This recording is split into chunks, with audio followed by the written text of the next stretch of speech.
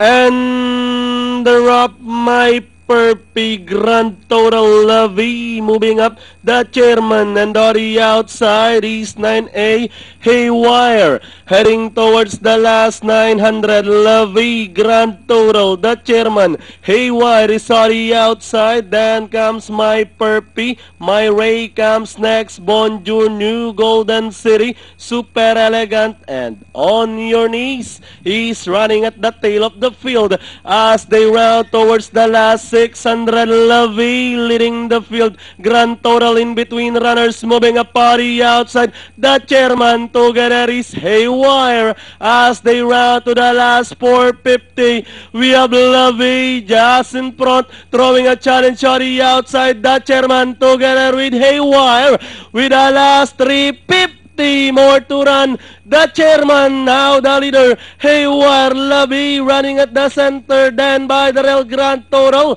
with the last 150 more to run.